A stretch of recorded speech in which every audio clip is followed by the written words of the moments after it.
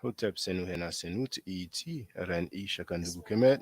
I hope you're doing well. I just want to verify that the sound is loud and clear. Let's see. Sounds lovely. That's beautiful. Okay. Now, I want to address melanin. And I just want to state for the record that the whole world's population has melanin. The only people who might not have melanin are albinos. Why am I saying that? Before I show some reference, some sources, we have some individuals who love to say, well, such and such population is melanated, as in to say we are kinfolks, as in to say we are related somehow, some way. You know, the type of people who don't like to use the term black, the type of people who would tell you in the 21st century, what is black? What do you mean when you say black? You know, so it looks like when people say Black Lives Matter, we don't know what they are talking about. We don't know what they mean, you know. So it's the same kind of people who used to tell us that the Arabs of the 7th century, for example, the Prophet of Islam, Muhammad ibn Abdullah, the same people who used to tell us that he was jet black, now they're telling us that he looked like Saddam Hussein or Ricky Martin. He looked like a Latino. It's a downgrade. So let me show the source. First, this website is the NHS. NHS stands for National Health Services. That's the main body for health in the United Kingdom, or England, if you will. Is it large enough? Yes. Okay. So it's going to be very simple. Let me first share the link. Nobody will say, well, I don't know where to find it. I don't know where you got this from. Let me first share the link. Nobody will say, well, I don't know where to find it. I don't know where albinism. NHS. Boom, it's in the chat. It says, oh, let me remove the volume here. It says, albinism. Albinism affects the production of melanin, the pigment that colors skin, hair, and eyes. It's a lifelong condition, but it does not get worse over time. People with albinism have a reduced amount of melanin or no melanin at all. And I can stop here. We are told that people with albinism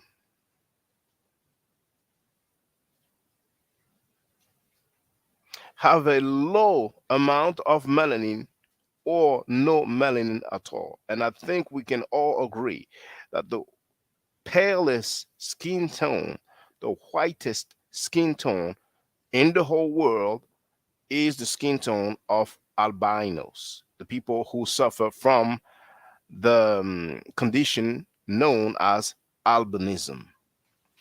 Now, for the record, some people will say, well, you know, that's England. I don't deal with England. You know, I only deal with the American way. Well,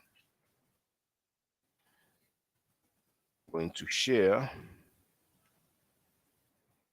another source.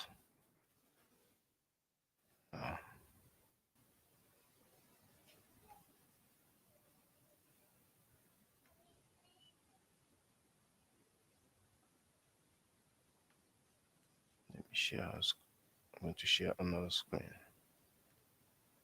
This is very important. When people tell you, oh, those are melanated and those are not melanated, they're not telling you anything, because the whole world's population is melanated. You know, they're just picking and choosing. They're picking the Asians, and then the Asians, all of a sudden, they're all melanated. You know, and amazingly, Turkey is in Asia or Asia Minor, but the Turkish people are not melanated. That's so funny. Now, I will make it larger. Now, at the top you see says National Library of Medicine. Okay, and let me show you where it's hosted.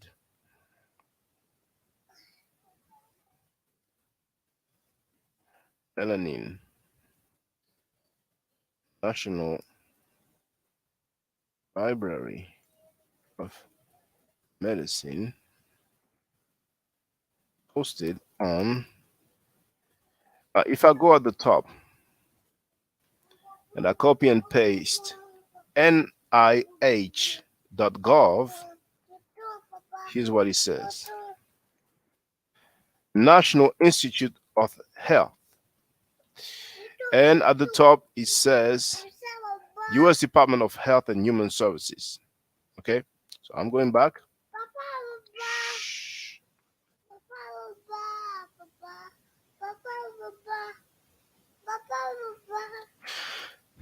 Shh. Shh.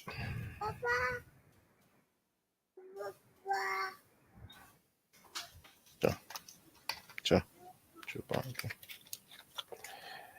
National Institute of. I'm trying the link. Oh, hold on. The full link. Full link to what I'm about to quote.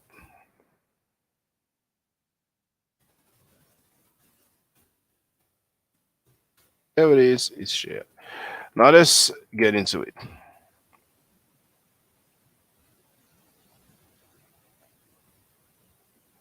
I will not start from the beginning. Oh, you know what? Let's do it. Let's do it. It will not be too long. Just one paragraph. We have examined. Is it large enough? Oh, it's a bit small. So let's do this. Let's do this. How is it now?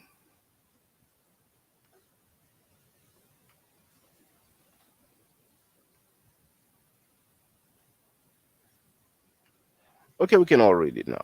Great. We have examined the quantity and composition of melanin in both photoprotected and chronically photoexposed skin from a range of different ethnic skin types, including African, Indian, Mexican, Chinese, and European. The most likely pigmented European, Chinese, and Mexican skin types have approximately half as much epidermal melanin as the most darkly pigmented African and Indian skin types. Okay.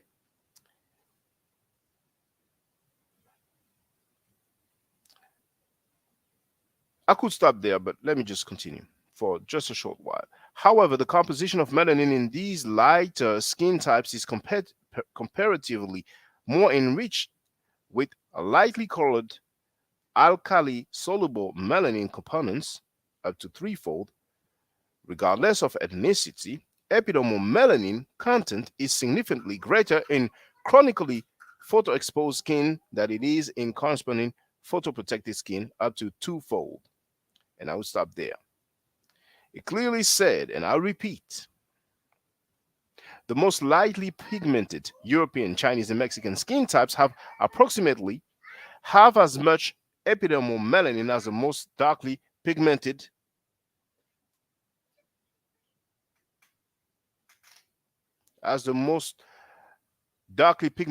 African and Indian skin types. So it clearly says that Europeans have melanin as well as Chinese and Mexican people. Now, some people will not disagree with Mexicans because they like to say that people from Latin America or South America are melanated, but Europeans are melanated. So this goes to all the Moors, all the Moorish people, all the Asiatic black men who refrain from using the term black and prefer to use the term melanated. You know what I'm saying? Europeans are melanated. Russians are melanated. So you need to be a bit more precise with your claim and assertions when you talk about melanated people, because that could be a Russian. Now, if you want to make distinctions amongst melanated people, then tell us the percentage, or any way you can try to explain some way of measuring the skin tone so we can consider someone melanated or not. But your talking point is null and void.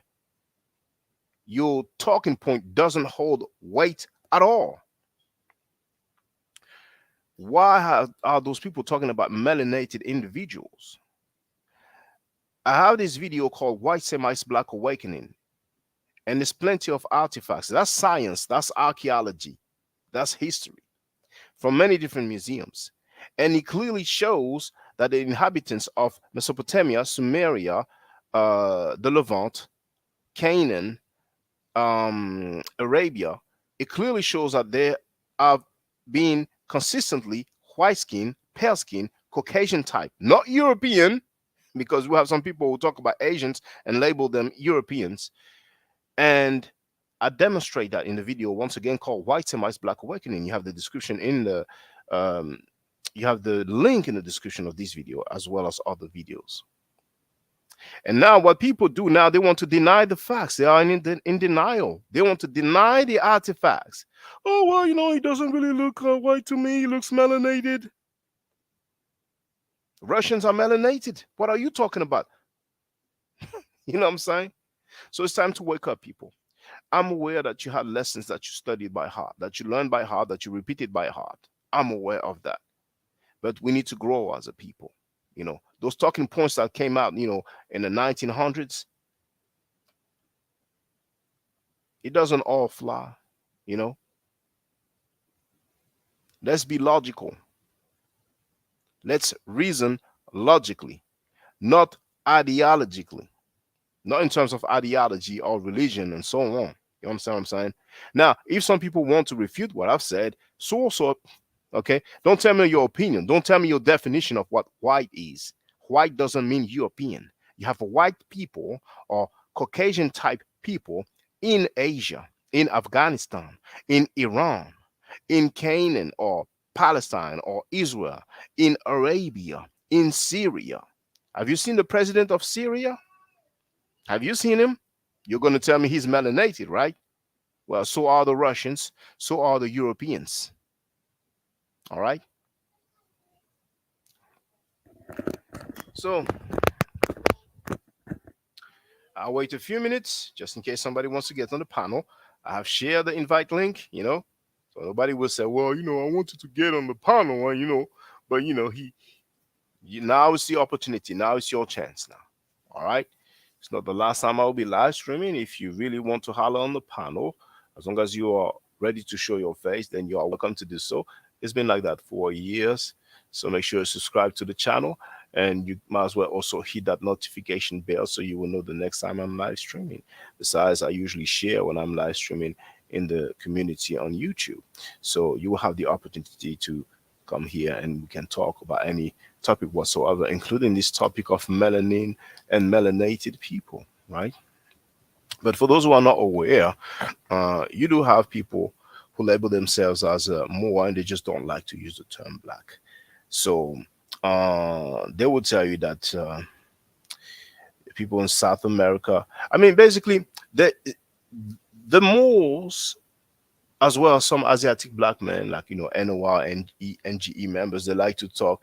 They like to say, well, we don't all have the same phenotype. We don't even all have the same physical features. Some people, like in Ethiopia and Somalia, they have straight hair, but it appears that it is due to the climate or the weather. For example, you see people in Ethiopia usually, and some from Somalia as well, but mainly people from Ethiopia, when they are races, marathon, and so on, they excel.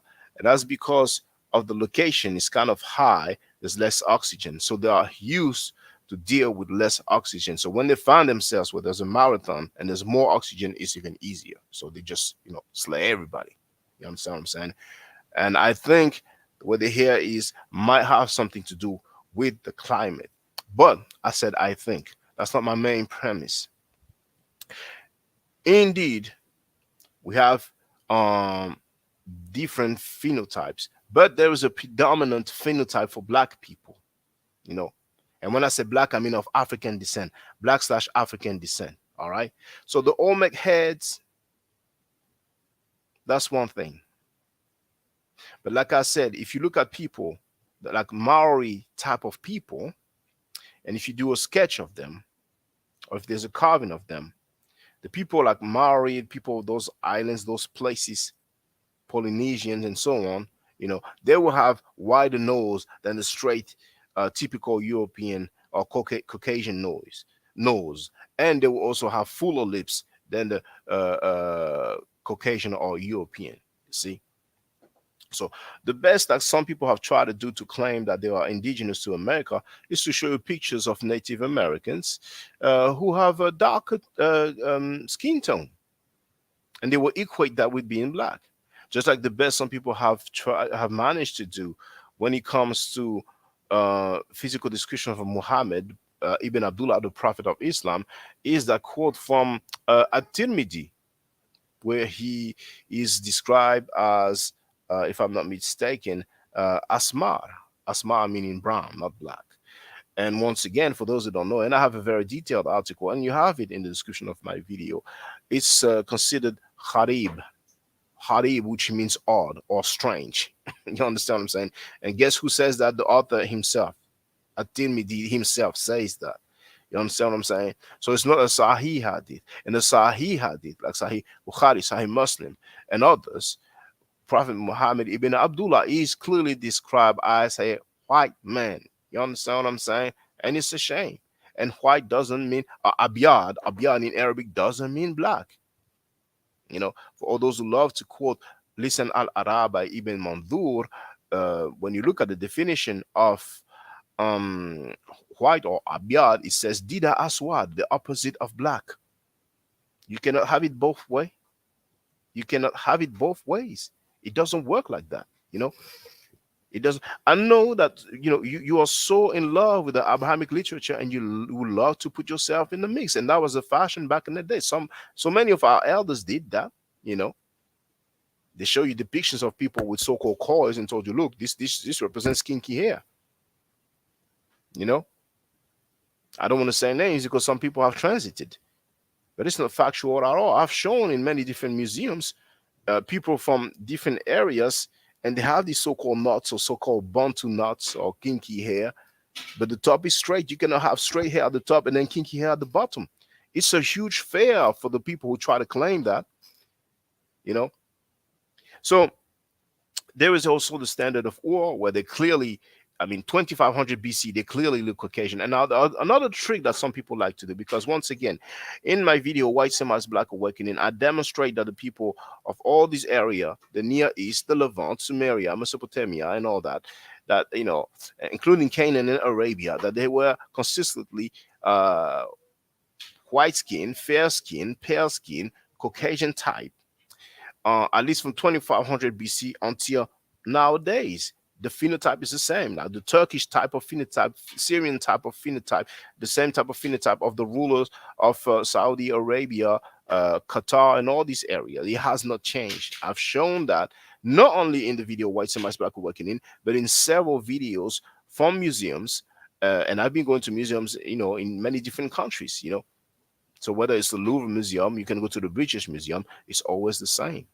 But the trick that some people do is they talk about some crazy dates. When I say crazy dates, they'll tell you about Pangea.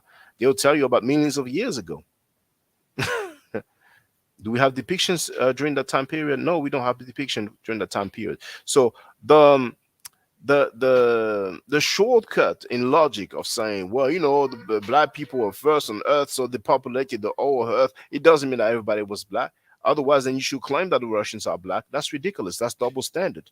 Why would you claim that the Asians are black because they are melanated, and you will not claim that the Europeans are black, since the Europeans also are melanated? In their mind, they thought that the Europeans were not melanated. They thought that Europeans did not have any melanin. So now lately, what I'm hearing is that they're talking about skin tone. People have a tan, as if people who live in a very hot weather, just people in Spain, and furthermore in Italy, they'll have a darker tan, a darker hue, a darker skin tone than someone in Norway or Sweden. So it's understandable that someone living in Iraq, in Saudi Arabia, in Yemen, will have a darker skin tone than the average European. It's not rocket science. But now that tan gives them the title of melanated. No, it doesn't fly at all. It doesn't fly at all. And what's your take on that? I know it's very early in America right now. What time is it in New York now?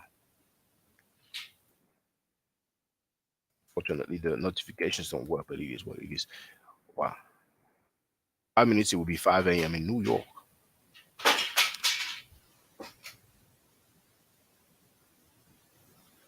But I will leave it there. I've stated my piece. If anybody disagree, it's fine. Source up. All right? Those talking points are ridiculous. And that's why the majority of the people who have those talking points remain anonymous and unidentified, because they know they will make a fool of themselves. They are reaching, they are hoping to try to do some Jedi tricks on the people who are misinformed or the people who are neophytes, because all of this sounds good to them, you know. But I'm sorry, you know. And, once again, it's not just a matter of melanated people and who's black African and who's not. Once again, remember there's a predominant phenotype for black people worldwide. You know what I'm saying? You can talk about all the exceptions, you can talk about all the variations, but nobody will deny the predominant phenotype for black people, just like there's a predominant phenotype for white people. I could say slim lips, thinner nose, straight hair. And for black people, black African people, people of African descent, that's of course a wider nose, fuller lips, and kinky slash nappy hair. You cannot get around that fact. Now, and if you want, we can do that. We can count. Simple as that. We can count.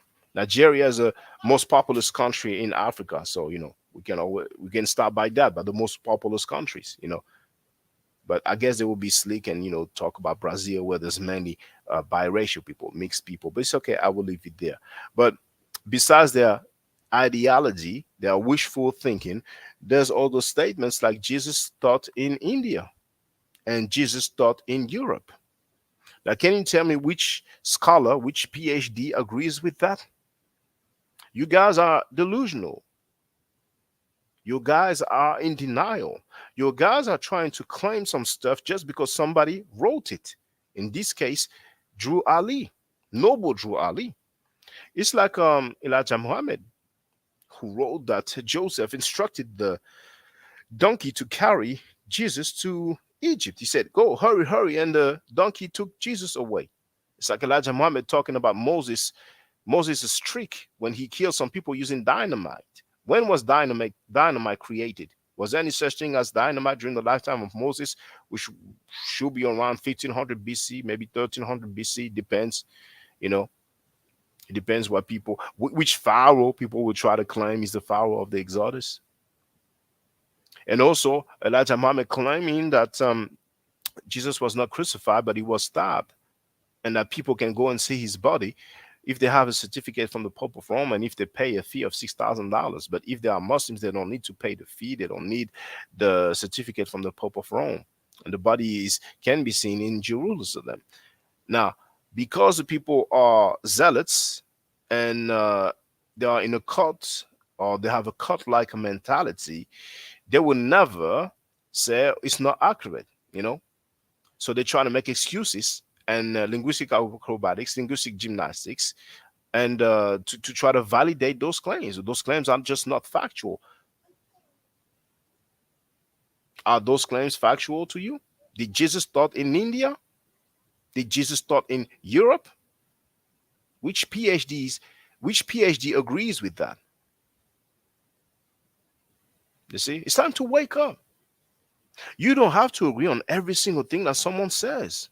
It's not disrespectful. But you guys are trying to come with some Canaan. You guys are trying to canonize some writing because you feel like the person is a prophet or a messenger. Then you feel, well, since he's a prophet or a messenger, he's sharing the message of the divine being of God, so it has to be true. You don't need to have that mentality. What we know as the Bible, people didn't have it back in the days. They had some writings, and eventually some people got together and they decided, okay, this is the corpus we will go by. You know, So it seems like you're trying to copy that logic, but you don't have to do this.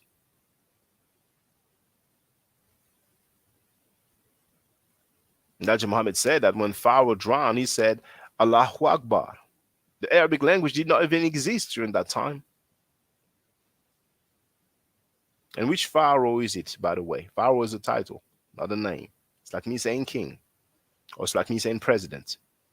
So if I say the president of the United States, which president am I talking about? If I say the king of France, which king am I talking about? If I say the king of England, which king am I talking about?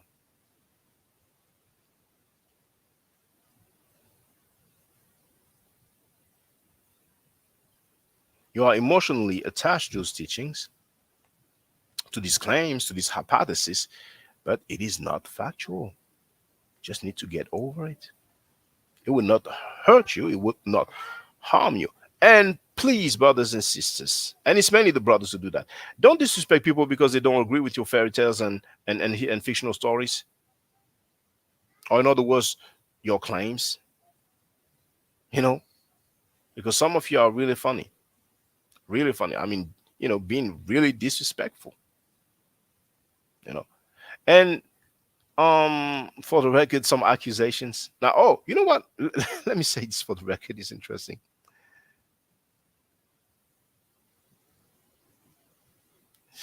Now, some of the Asiatic persuasion said that the Medu Neter, that's the hieroglyphic, of course, the ancient Egyptian language, he stated that the Medu Neter has been created by Jews.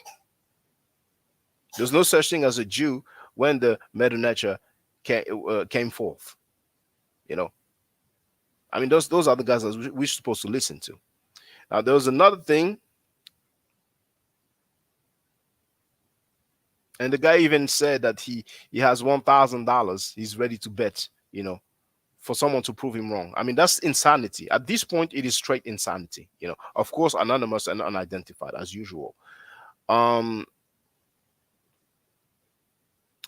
have shared this in my feed in the community on YouTube. Now, we have one other guy of the Asiatic persuasion who wrote, Spain and Italy both have people of Asiatic descent. Bro, you're on it when you pulled up the pictures of the Arabs. You smashed him. He's addressing Taha Kebe. You smashed him, and when he brought up Saddam Hussein, I was like, bro, did you not see his afro when they found him in that cave?